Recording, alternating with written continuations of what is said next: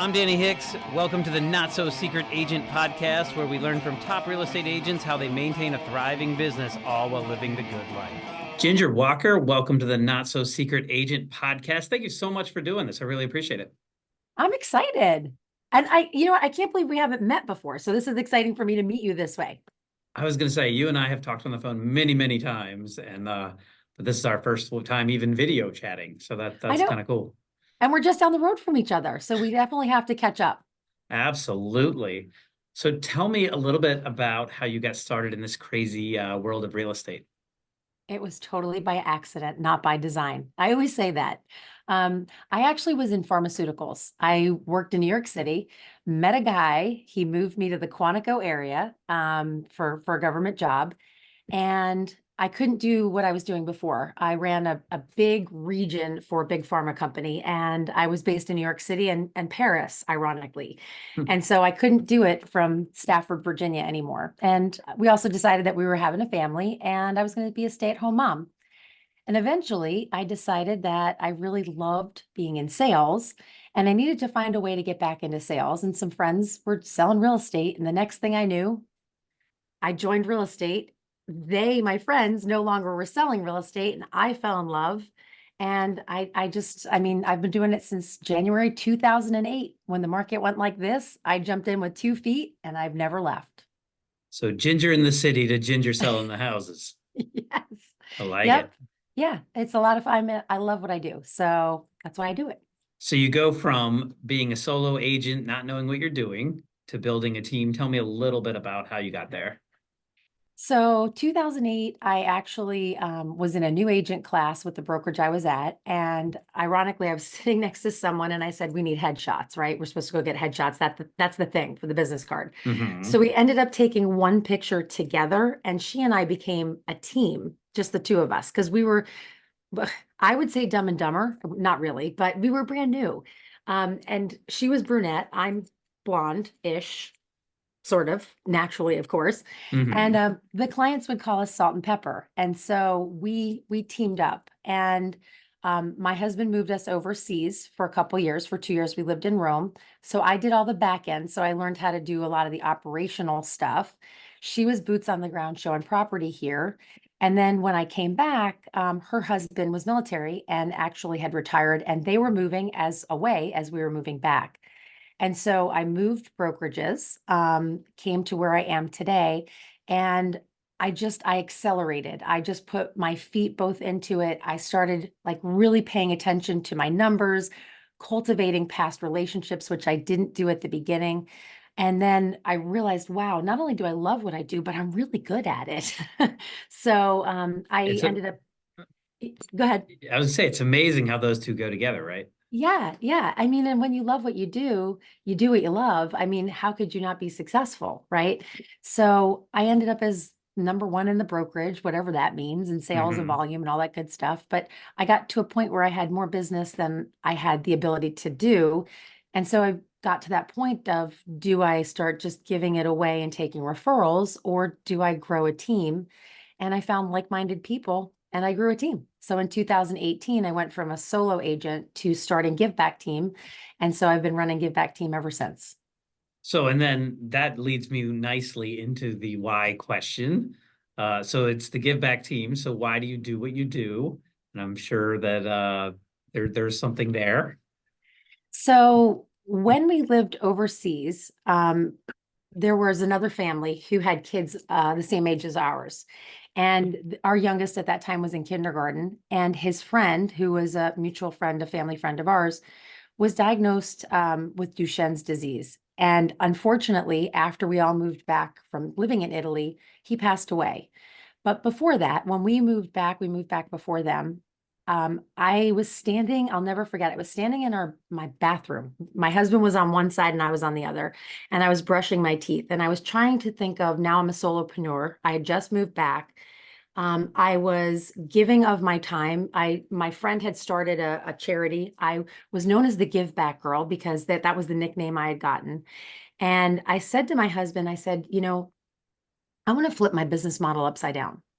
And I want to come from a place of giving. I was already doing it. I didn't realize what I was doing. And actually, in fact, someone had given me this nickname of the Give Back Girl.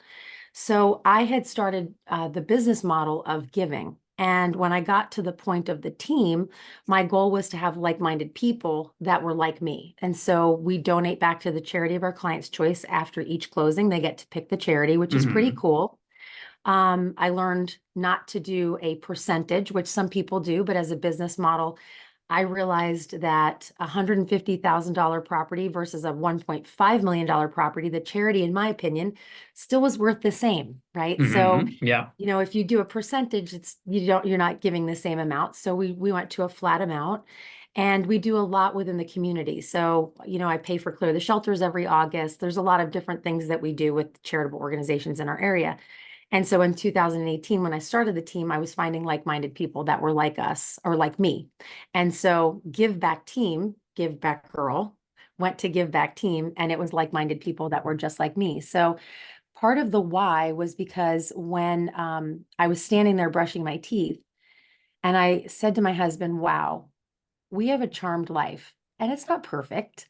And there, our kids, we have two healthy kids, which I know I was very lucky because looking at my friend's family, her son, and I looked at my son, and I know how sick her son was. And I looked at other families and you compare yourself, and I'm thinking, life is not so bad, Right. even for the bumps and the speed bumps in life. Like there's always someone who needs help, and you're always if you're in a position to help someone else, then why not? And so when I turned around, because our sinks are back to back, and I turned around and I said to him, I'm going to give away money. And he just looked at me and he goes, did you bump your head? What just happened? And I said, no, I'm going to flip my entire business model. And so to answer your question a little long-windedly, that's why I do what I do. I want to make an impact, spread kindness.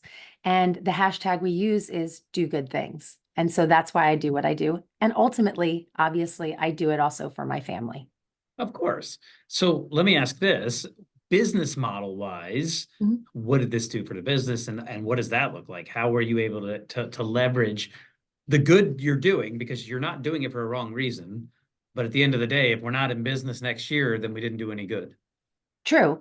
So the unique thing is, when we look at pillars of business and where are you spending your time and your money and your resources? I actually never looked at giving back as a pillar of business because I always wanted to feel like I was giving and not asking for anything in return. Right. And that's the way I always look at it is if you're truly doing this from the heart and you want to give, don't expect anything back. Sure. But I always use this analogy of the ripple effect of kindness. When you throw a stone in a pond, what happens? The ripples go out, right? And that's really what the whole business model is to throw the stone and make the ripples go out. But sometimes they hit the shore and they bounce back. And that would be potentially the client because they see you doing things in the community and they want to work with you.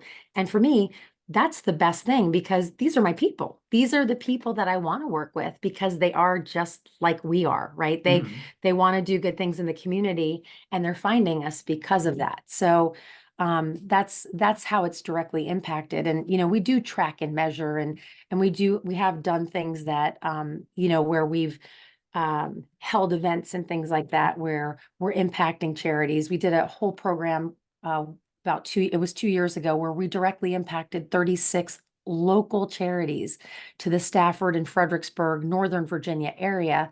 And people came in and voted, so when doing so, they obviously opted in and we cultivate them from a giving perspective, not from a marketing and selling your house kind of perspective, but they know what we do. And if they need our help, we're going to be there to help support and answer them, and answer their call. But that being said, we come from a place of giving, but has it directly impacted my business? Absolutely. And it's amazing because those people are our people. So it's the people I want to work with and they want to work with us. So it's fantastic. And it's a symbiotic relationship that I absolutely love. So that's not a pillar, but you did mention the pillars of your business. So let's go there. Let's touch base on what you are doing Mhm. as a pillar. So I will say it is a pillar, right? Because we do Of spend course it time and is. effort and resources, but I look at it a little bit differently than the Sure. rest. So, one of the bigger pillars for us is because I've been in real estate for a while, like I can't believe it's like 17 years about now. Feels like yesterday. But past clients. So sphere of influence is a huge thing. And I know one of my coaches says, don't call them past clients. They're always a client, which is true. But cultivating those relationships is so important and making sure that we're loving on them, and they're feeling like they can come to us as a resource and they're loving back by saying, hey, you know what? Ginger was amazing. Give Back team was amazing. If you need help with selling, go to her. And that has created a great business for us is So, working by referral from Sphere. so working by referral from Sphere, you're Mhm. not just like passively hoping that it comes back, right? You're loving on them. So what does that look like? Are you doing the calls? Are you doing social media? Where are you at? We're doing it all. Of course you are. So, I mean, it's important. It's so, of course, we have a CRM, and in the Mhm. CRM, we're loving on them through some automation. Yes, because you have to use leverage when you get to a certain point of number of people that you're trying to impact. So, but we send out birthday cards. Like, who doesn't love a birthday card? Who doesn't love an anniversary card? Who doesn't love a house anniversary card? So we're handwriting those notes and we're sending them to them. We're sending Baked by Melissa, which is a Glenda Baker thing that I learned from Glenda, and I absolutely love because you can actually put personalization to that. Or if you want to market it and use it as marketing, you can add your branding to it. So we do Baked by Melissa is one of the things that we do. So those are the things that we're doing from that kind of touch. But we're making the phone calls. Like people want to hear from you. Mhm. So I call people. Like I want to hear how people are doing. One of the other things you said, social media. So yes, I'm putting content out, but I'm also watching what my clients are posting. So if Mhm. someone's like, I'm about to have my youngest graduate high school. So you're going to see me probably on social media posting about how sad I am. My son is graduating, but I'm so proud Mhm. of him. Well, if I see one of my clients do that, I'm going to send them something, right? Or a baby being born, you send them a blanket with their name on it.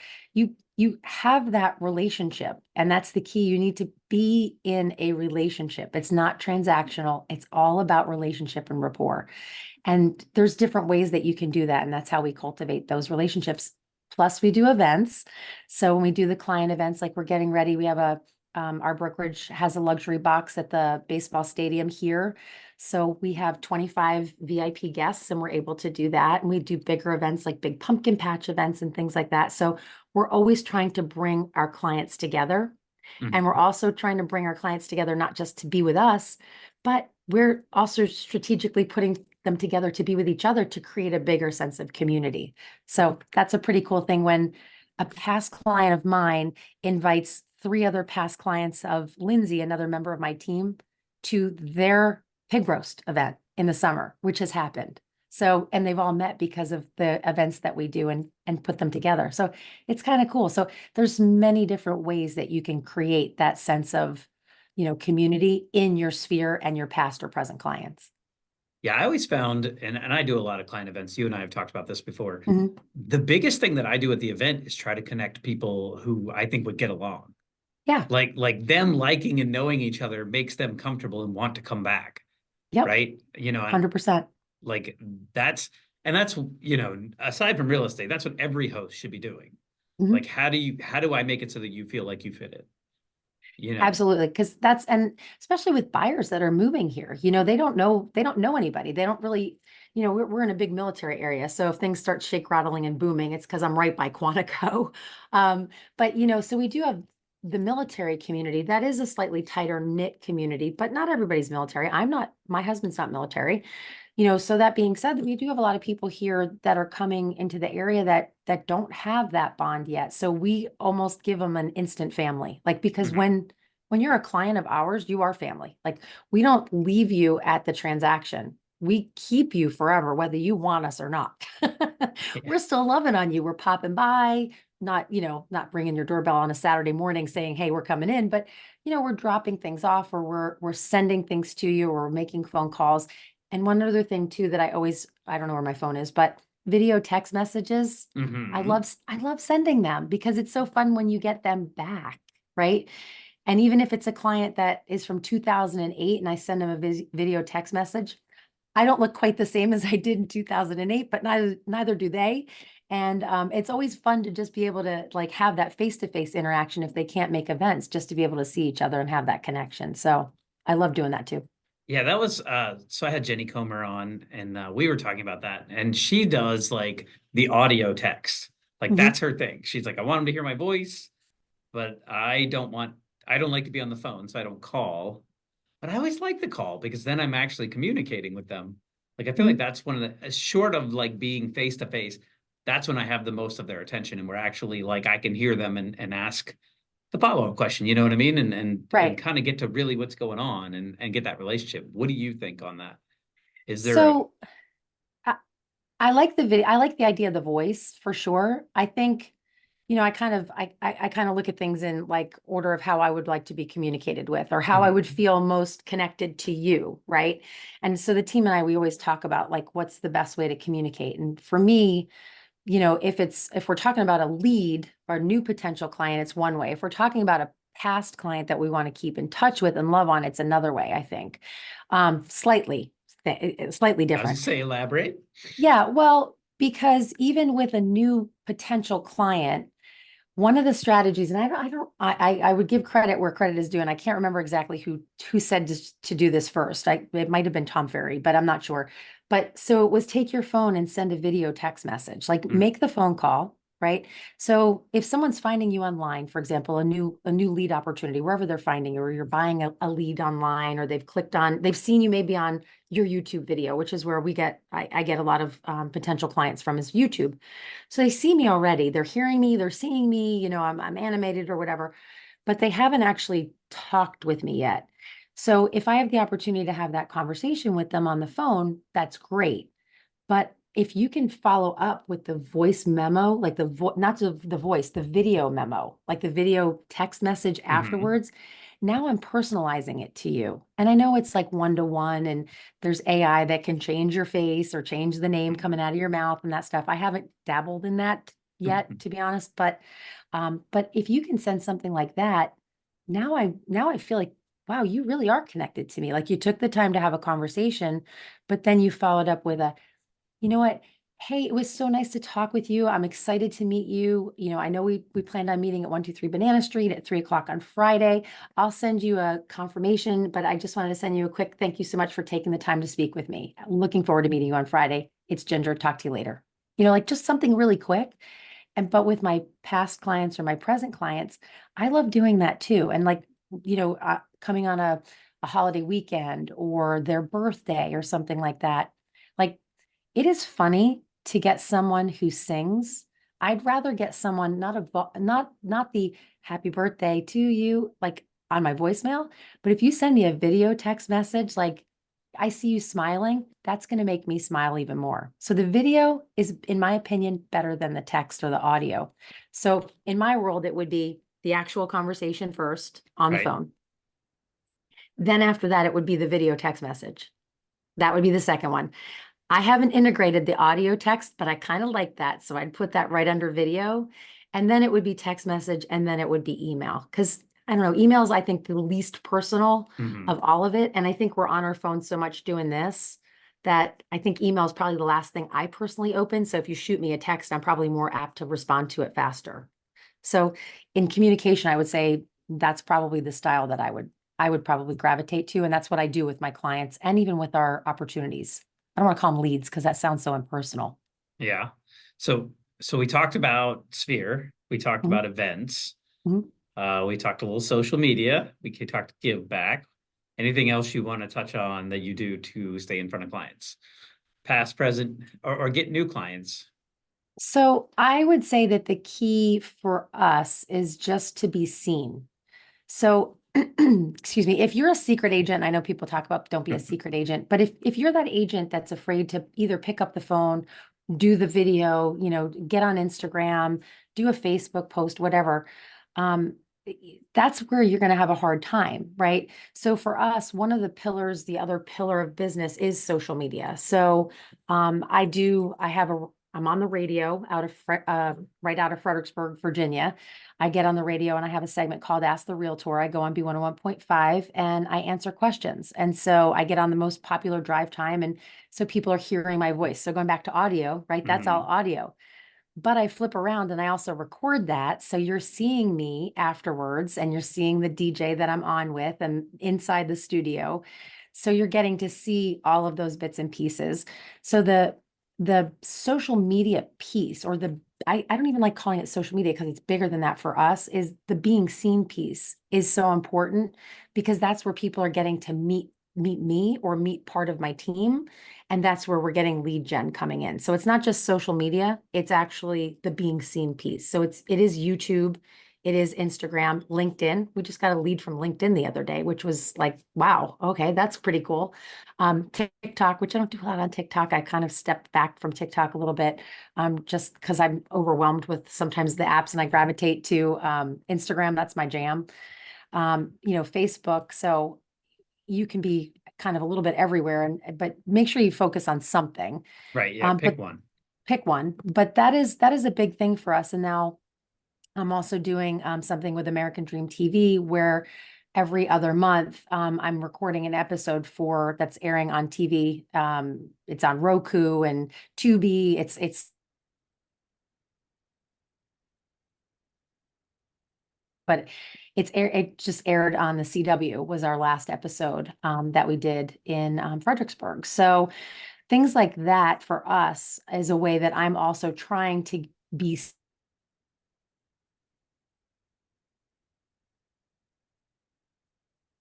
Fredericksburg and Stafford and Northern Virginia area.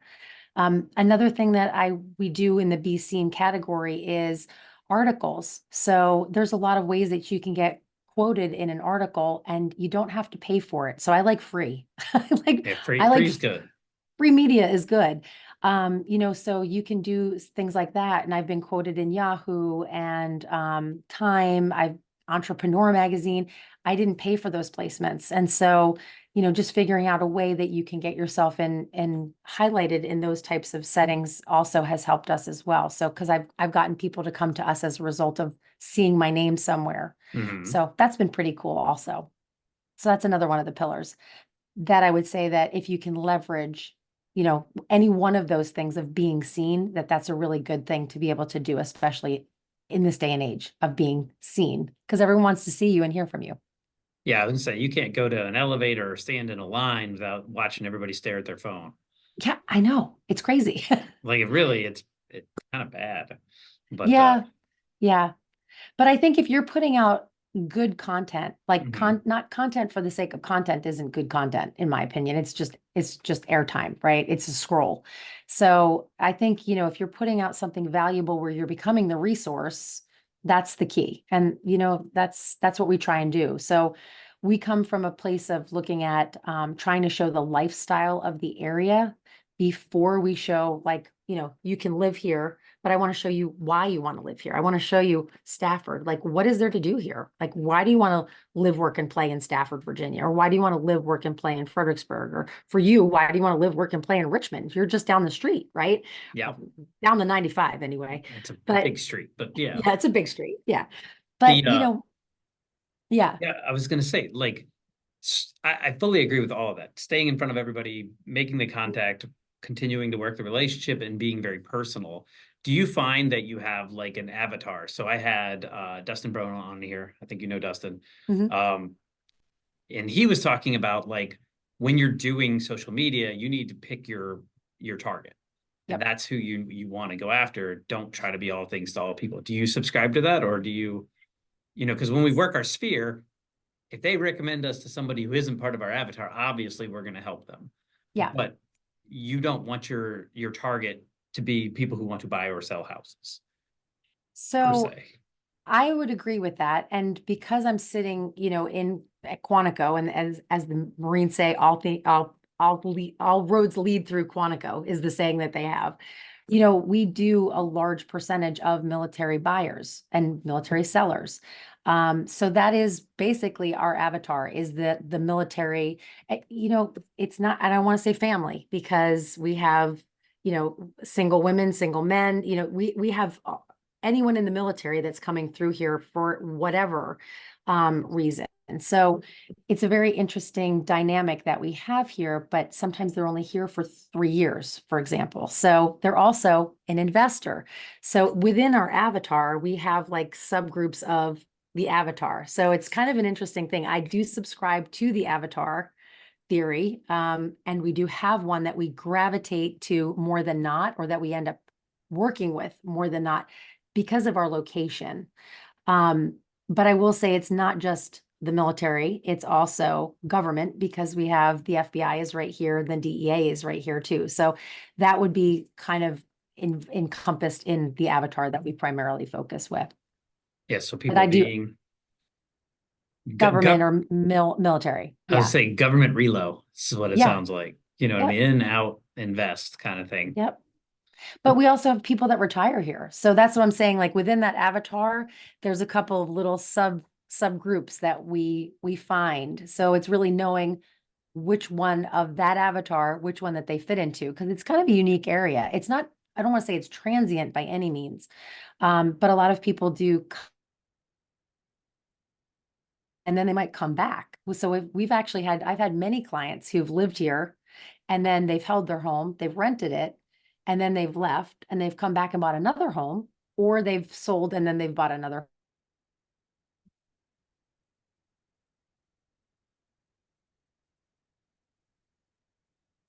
and then left and then come back. So the avatar is pretty interesting that we work with. Very cool. Well, we are just about out of time, but I do want to get into a couple of little fun questions with you. Yeah. What is your favorite takeaway from an event? Oh gosh, from an event. Any kind of event. Doesn't have to be a real estate conference, anything. All You right. walked out Well, and you said, I get this. This I like. so the last event I was at was down in Orlando, and I would say that when I walked out of that event, I will say that I sat in one, and it was the AI piece of everything. Like I had mentioned about the mouth, like changing, and how you can say, like, instead of saying hi Jim, it's like hi Jennifer. That kind of blew me away, like some of the technology piece. So Mm-hmm. I'm on board with all of that. Like I'm on board with like trying to keep up with like that, the AI piece of things. So that kind of blew me away. I don't know if I answered your question, Yeah. but I will say the key thing that I took away, I always take away from anything I go to is I am doing a lot of great things, but I could always be doing more. Yeah, no, you never stop learning. Yeah, Never. Because the second you think you figured something out, you've you're defeated yourself right there. exactly. Yep. Like completely defeated yourself. So if you had a superpower or you could choose one, what would it be? I would take myself and 10x it. There would be 10 gingers. That would actually be my superpower. Would your I husband need like this superpower? No, I'm just kidding. probably, because yes, probably. Okay, I'm checking.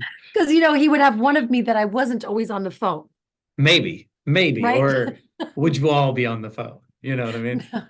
I would leave one behind, just Okay, one. that's fair. That's fair. Okay, Yep. tell everybody where they can get a hold of you and what markets you serve. So you can get a hold of me. The best place is Instagram, because that's my jam, and it's at the Real Ginger Walker. And my team and I service Quantico, Pentagon area. So anything Northern Virginia, Stafford, and Fredericksburg is basically where we live, work, and play. Perfect. Thank you so much for doing this. Thank you. Really appreciate it. Your mission, should you choose to accept it, is to apply this information to your business immediately. This message will not self-destruct in 5 seconds. Good luck, agents.